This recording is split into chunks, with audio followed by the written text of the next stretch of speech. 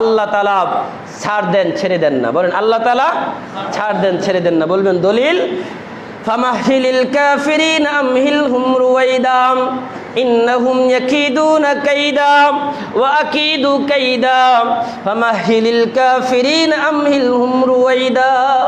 আল্লাহ বলেন তারা ষড়যন্ত্র করে নানান কৌশল অবলম্বন করে নিজের ক্ষমতা টিকিয়ে রাখতে চায়। এই ক্ষমতা টিকিয়ে রাখতে গিয়ে কাউকে দলবাজি করতে হয়।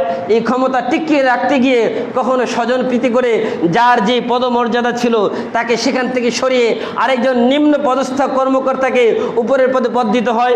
এই ক্ষমতা টিকিয়ে রাখতে গিয়ে কখনো কোনো সন্তানকে হত্যা করতে হয়। এই ক্ষমতা টিকিয়ে রাখতে গিয়ে গণভবনের মতো জায়গার ভিতরে গণকবর রচিত করতে হয়, ঠিক কিনা? গণভবন একটা নিরাপদ জায়গা যেখানে আমাদের দেশের প্রধানরা বসবাস করে। ওই জায়গার ভিতরে যদি গণকবর হয়, গণভবন বাদ দিয়ে ওই জায়গার নাম রাখা উচিত এখন গণকবরের জায়গা, ঠিক বলেন ঠিক কিনা?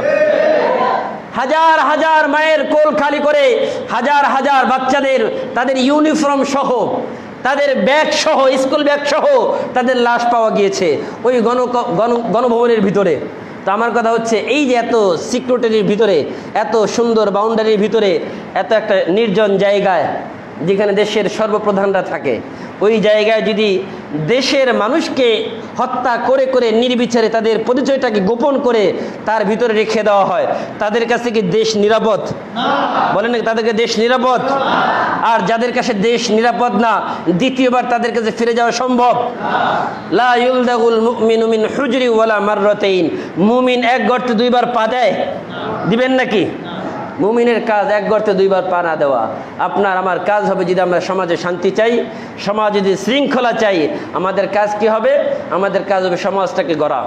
আমি শুরুতে একটা কথা বলেছিলাম, আল্লাহ বলেছেন যে আমি আদমকে আমার প্রতিনিধি বানিয়েছি, আদমকে আমার খলিফা বানিয়েছি। খলিফার আপনারা সহজ অর্থ আগের দিনে যারা তারা বলতে পারবেন, যারা যে কাপড় কাটে, যারা কাপড় সেলাই করে, দর্জি, এই দর্জিকে আগে কিন্তু খলিফা বলা হতো না? আপনারা কি কখনো চিন্তা করেছেন আচ্ছা দর্জিকে খলিফা কেন বলা হয়? আমি চিন্তা করে এটার সাথে একটা সামঞ্জস্যতা পেয়েছি যে আমার কথা হচ্ছে দর্জির কাজ কি? এই খলিফার কাজ হচ্ছে তার কাছে একটা নতুন কাপড় নিয়ে যাওয়া হয়। এই নতুন কাপড় নিয়ে যাওয়ার পরে এই কাপড়টাকে খলিফা মাপ দিয়ে টুকরা টুকরা করে বিভিন্ন জায়গায় জয়েন দেয়, ঠিক কিনা? জয়েন দেওয়ার পরে এটা একটা সুন্দর কাপড় হয়, একটা পরার উপযুক্ত পাঞ্জাবি হয়, একটা জামা হয়, একটা শার্ট হয়, একটা প্যান্ট হয়। এরপরে এটা পরতে পারে। আর যদি আপনি বলেন যে না, খলিফাকে আপনি বলেন এই খবরদার, আমার এত সুন্দর কাপড়টা কাটা যাবে না, কাটা ছাড়া আমাকে জামা বানিয়ে দাও, সম্ভব? বলেন না কেন সম্ভব? তো আমিও চিন্তা করলাম যে আচ্ছা আল্লাহ তাআলা মানুষকে কেন খলিফা বললেন? খলিফা বলার একটাই কারণ, এই সমাজের কোথাও রয়েছে দেখা যায় সুদের কারবার, এই সমাজের কোথাও রয়েছে দেখা যায় ঘুষের কারবার, এই সমাজের কোথাও রয়েছে দুর্নীতির কারবার, এই সমাজের কোথাও রয়েছে বৈষম্য বিরোধী হাজারো কাজ, এই সমাজের কোথাও রয়েছে দেখা যায় মানুষের মান ইজ্জত হানির কাজ, এই সমাজের বিভিন্ন জায়গায় বিভিন্ন অসম্যতা। আর এইরকম আল্লাহর পাকের পক্ষ থেকে যেটা বলা হয়েছে, এইরকম হাজারো বৈষম্য থাকার কারণে আল্লাহ তাআলা জানিয়ে দিলেন যে তোমাদের কাজ হবে এই সমাজ থেকে ভেঙ্গে চুরমার করে আরেকটা নতুন সমাজ গড়ো। আর ওই নতুন সমাজ গড়তে গেলে তোমাদের এই কোরআন প্রয়োজন। এই কোরআন দিয়ে যদি সমাজ গড়তে পারো, তাহলে ওই আগের যেই সমাজ ছিল ওই সমাজটাকে একবারে ধুয়ে মুছে পরিষ্কার হয়ে যাবে। ওই সমাজ দেখতে ভালো হলেও, ওই সমাজ দেখতে ভালো হয়, এরপরে ওই সমাজ মানুষের জন্য শান্তি আনতে পারবে না। আর যদি সমাজে শান্তি চাও, রাষ্ট্রে শান্তি চাও, সংসারে শান্তি চাও, কোরআনের কাছে আত্মসমর্পণ করো, তাহলে এই সমাজে শান্তি আসবে, ঠিক কিনা? আপনারা কি সমাজে শান্তি চান না? সবাই চান। সামনে এমন কাউকে নির্বাচিত করবেন যারা কোরআনের পক্ষে থাকবে, বলেন ঠিক কিনা? মনে থাকবে তো ইনশাল্লাহ? আমি থাকি আর না থাকি কথাটা মনে রাখবেন।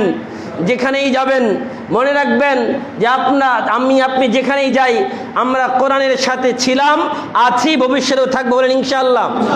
থাকবেন তো ইনশাআল্লাহ? এই কোরআনের সাথে থাকতে গেলে কিন্তু কখনো কখনো জেলেও যেতে হয় না? হাজারো আলেম ওলামারা জেলে গিয়েছে, যায় নাই? জেলে গেলে আবার কিছু মানুষের অ্যালার্জি হয়, কেউ ভালো হলে কে জেলে যায়? আমি বলি আচ্ছা যদি ভালো হলে জেলে না যায়, নবী মুহাম্মদ রাসূলুল্লাহ জেল খাটে নাই? বলেন না কেন খাটে নাই? 3 বছর জেলে ছিল। কয় বছর বলেন? আমি তো চিন্তা করি আমাদের দেশে অনেক আলেম ওলামারা 3 বছর করে জেল কেটেছে। আল্লামা মামুনুল হক সাহেব 3 বছর জেল কেটেছে। কয় বছর বলেন? কয় বছর? নবী ইউসুফ আলাইহিস সালাতু ওয়াস সালাম 12 বছর জেল খেটেছে। কয় বছর বলেন? কয় বছর? তো এরকম ইমামে আজম আবু হানিফা এই জালেমের জেলখানায় মৃত্যুবরণ করেছে। ইমাম ইবনে তাইমিয়া জালেমের জেলখানায় মৃত্যুবরণ করেছে। ইমাম মালিক জালেমের জেলখানায় মৃত্যুবরণ করেছে। আপনি যদি দেখেন যত ইমাম ছিল, যত বড় বড় মনীষী ছিল, সবাই জেলে গিয়েছে। জেলে যাওয়া যদি অপরাধ হয় তাহলে আমার নবীও তো অপরাধ করেছে। কি বলেন? কি বলেন? নবী কি কোনো অপরাধ করে জেলে গিয়েছিল? আল্লামা সাইদি রহমাতুল্লাহ আলাই তিনি কারাগারে শহীদ হয়ে গেলেন। তিনি কি কোনো অপরাধ করেছিলেন? এক পাগল মানিক নামে এক পাগল, যে বিচারকের ব্যাপারে গত কয়েকদিন আগে দেখলাম আমাদের সাবেক বিচারপতি সিনহা, প্রধান বিচারপতি, তিনি বলেছেন যে ওই একজন পাগল উম্মাদ বিচারক সেই একমাত্র সাইদির ফাঁসির পক্ষে রায় দিয়েছিল। এই জন্য আমি প্রধান বিচারপতি হিসাবে তাকে আদালত থেকে বের করে দিয়ে আমি রায় লিখেছি। এই যদি হয় একজন উম্মাদার পাগল বিচারক, ওই বিচারকদের পরিবর্তনের দরকার আছে না নাই? ওই বিচারকের জায়গায়, প্রত্যেকটা জায়গায় এক একজন জাস্টিস এমন হবে যারা কোরআন দিয়ে বিচার করবে। আর ওই কোরআনের বিচার যখন পাবে, সমাজে সাম্যতা আসবে, সমাজে ন্যায় নীতি আসবে, সমাজের মধ্যে শান্তি শৃঙ্খলা আসবে। এছাড়া কোনো বিকল্প রাস্তা আছে? আপনারা চান কিনা বলেন? সবাই চান নাকি মসজিদেই চান, বাইরে গেলে শেষ? এতটুকু? এটা কিন্তু মুনাফিকি হবে। আবার মনে রাখবেন, মসজিদে যা বলছেন আল্লাহকে সাক্ষী রেখে বলছেন।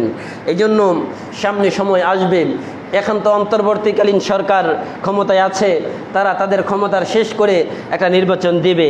ওই নির্বাচনে আমরা তাদেরকেই বিজয়ী করব যাদের ভিতরে কোনো, আমরা দেখব এই লোকটার টাকা পয়সা আছে কিনা দেখার দরকার নাই।